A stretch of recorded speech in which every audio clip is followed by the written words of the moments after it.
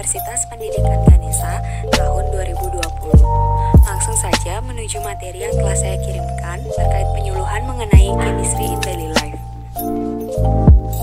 Masyarakat pasti masih bertanya-tanya, sebenarnya apa itu ilmu kimia? Mengingat masyarakat masih mengemukakan anggapan bahwa ilmu kimia tersebut adalah ilmu yang mempelajari mengenai bahan-bahan yang berbahaya serta merupakan ilmu yang sangat rumit. Sebenarnya, ilmu kimia adalah ilmu yang mempelajari mengenai materi yang meliputi sifat-sifat, susunan struktur dari materi, serta perubahan materi dan perubahan energi yang menyertainya. Kimia merupakan bagian yang besar dari kehidupan sehari-hari kita. Kita dapat menemukan kimia dalam kehidupan sehari-hari seperti dalam makanan yang kita makan, udara yang kita hirup, dan lain-lain. Kemudian kita akan membahas mengenai hakikat dan karakteristik ilmu kimia itu sendiri. Secara lengkap, ilmu kimia merupakan ilmu yang mencari jawaban atas pertanyaan apa, mengapa, dan bagaimana gejala-gejala alam yang berkaitan dengan komposisi, struktur, sifat, perubahan atau transformasi, dinamika, dan energetika zat atau perubahan energi yang menyertai perubahan. Dalam kehidupan sehari-hari, kita menyaksikan makanan segar yang berubah menjadi busuk atau basi dalam waktu tertentu, beras yang berubah jadi nasi setelah dimasak, nyala kembang api yang indah pada malam tahun baru, pagar, paku, dan rantai yang terbuat dari besi akan berkarat setelah lama dipakai, bunyi petasan yang meledak, kayu bakar menjadi arang dan asap, nyala api biru pada kompor gas karena adanya pembakaran gas dari dalam tabung yang berubah menjadi energi panas yang digunakan untuk memasak, kemudian motor dan mobil dapat bergerak karena adanya pembakaran bensin dari tangki yang berubah jadi energi gerak. Semua peristiwa tersebut merupakan proses dari perubahan suatu materi menjadi materi lain yang sifatnya berbeda dengan materi sebelumnya. Perubahan materi seperti yang disebutkan sebelumnya disebut juga perubahan kimia. Hal ini sesuai dengan nama ilmu kimia yang berasal dari bahasa Arab, yaitu alkimia yang artinya perubahan materi. Berdasarkan pengertian tersebut, ilmu kimia mempelajari mengenai beberapa hal berikut meliputi komposisi yang mencakup komponen-komponen penyusun materi dan perbandingan setiap komponen tersebut. Kemudian struktur materi yang mencakup struktur partikel-partikel penyusun suatu materi yang menggambarkan bagaimana atom-atom penyusun materi tersebut saling berkaitan. Kemudian sifat materi yang mencakup sifat fisis, baik wujud dan penampilan dan sifat kimia. Dan perubahan materi yang meliputi perubahan fisik atau wujud dan perubahan kimia atau yang menghasilkan zat baru. Dan yang terakhir, energi yang menyertai perubahan materi tersebut. Berkaitan dengan banyaknya energi yang menyertai perubahan, baik energi yang diserap dari lingkungan maupun energi yang dilepaskan ke lingkungan. Nah, selanjutnya kita masuk ke dalam kimia dalam kehidupan sehari-hari. Dalam kehidupan sehari-hari, kimia dapat kita temukan dalam semua bidang kehidupan seperti kimia dalam rumah tangga, kimia dalam bidang industri, kimia dalam bidang pertanian, dan kimia dalam bidang kesehatan. Namun, tak hanya itu, masih banyak bidang-bidang yang terdapat kimia di dalamnya, seperti kimia dalam hukum, kimia dalam teknik sipil, kimia dalam menyelesaikan masalah global, dan kimia dalam bidang arkeologi.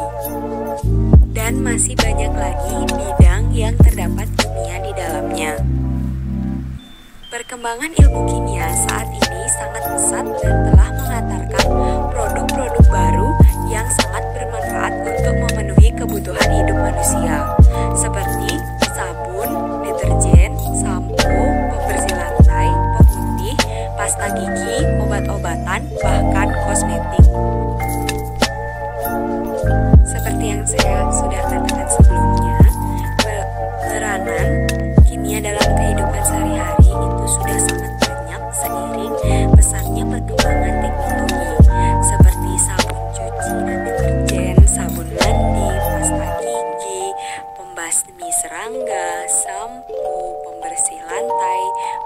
pewangi, dan pemutih pakaian.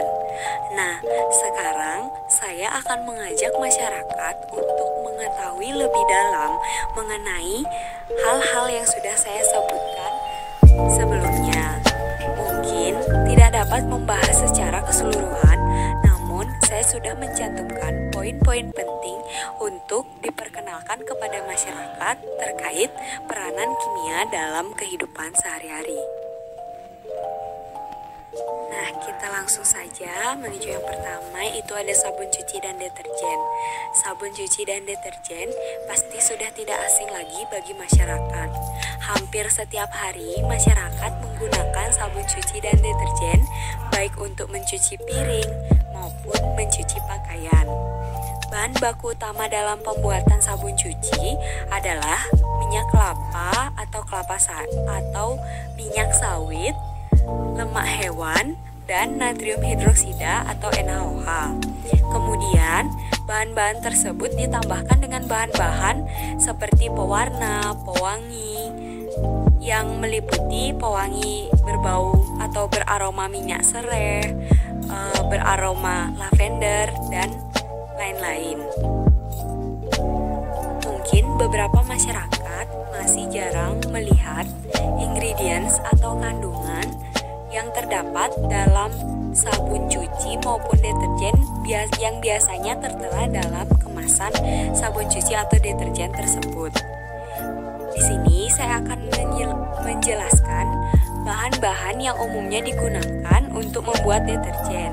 Antara lain adalah surfaktan yang merupakan bahan terpenting dalam deterjen yang memiliki fungsi menghilangkan noda dari pakaian. Kemudian ada builder yang berfungsi untuk meningkatkan kualitas pencucian deterjen dan mencegah larutan menjadi terlalu basah. Kemudian ada natrium silikat yang merupakan bahan anti korosi sehingga deterjen tidak merusak mesin cuci karena berkarat. Dan natrium sulfat yang berfungsi agar bubuk deterjen tidak menggumpal. Kemudian ada enzim yang berguna untuk mencegah senyawa kotoran kompleks yang sulit dibersihkan seperti noda darah. Lalu ada CMC atau karboksil metil selulosa yang merupakan bahan penghasil busa, di mana banyaknya buih bukan menunjukkan kualitas deterjen, karena banyak buih tidak berpengaruh terhadap daya kerja dari deterjen itu sendiri. Daya pembersih deterjen terletak pada kemampuannya untuk mengemulsikan lemak ke air. Lalu ada optical brightener. Zat kimia ini mengubah cahaya UV sehingga menjadi sinar tampak yang memberikan kesan pakaian menjadi lebih cerah. Lalu ada fragrance. Pemakaian fragrance berfungsi agar deterjen memiliki bau yang wangi dan mengusir bau tidak sedap pada pakaian kotor. Dan yang terakhir ada koloren.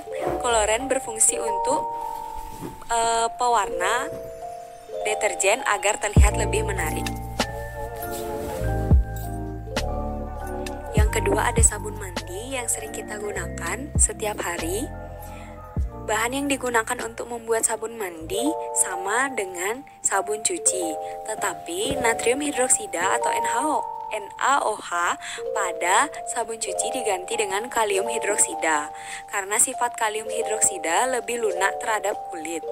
Bahan tersebut ditambah dengan zat pewarna, aroma pewangi atau terapi, dan zat pelembab atau moisturizer. Umumnya, sabun mandi dibagi menjadi sabun mandi untuk membersihkan tubuh dan sabun pembersih muka. Sabun pembersih muka sering ditambahkan zat anti jerawat, madu, dan zat pelembab untuk menghindari kulit kering pada wajah. Sedangkan sabun cair dapat berwujud padat ataupun cair.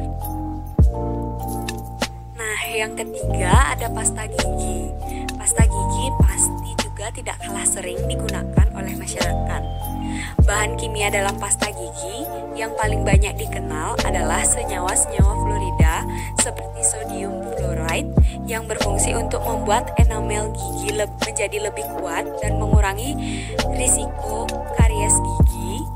Dan bahan kimia lainnya dalam pasta gigi itu meliputi formaldehid untuk membunuh bakteri, minyak peppermint untuk membuat nafas menjadi lebih segar, parafin untuk membuat pasta gigi menjadi lebih halus, gliserin glikol untuk mencegah pasta gigi menjadi terlalu kering atau sebagai anti beku, titanium dioksida yang membuat dinding gigi menjadi lebih putih, sakarin untuk zat pemanis buatan, dan mentol untuk membuat nafas menjadi lebih segar.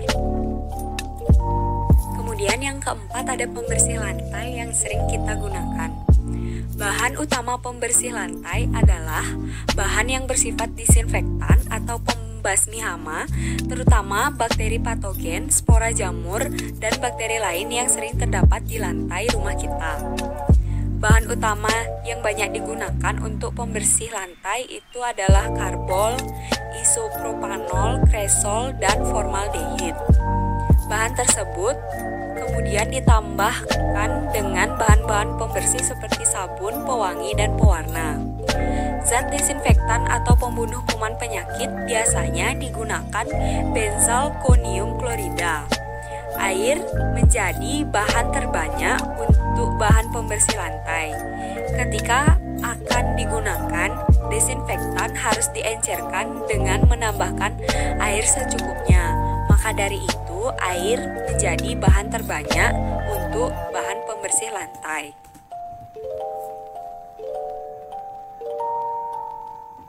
Dan yang kelima itu ada shampoo. Shampoo pasti sering juga digunakan oleh masyarakat, mengingat kita membersihkan rambut pasti menggunakan shampoo. Bahan kimia shampoo sama dengan bahan untuk sabun mandi, dan biasanya ditambahkan dengan bahan-bahan alami seperti urang-aring untuk menghitamkan rambut, lidah buaya untuk menyuburkan rambut, sari jeruk nipis untuk menghindari gatal pada kulit kepala, dan lain-lain.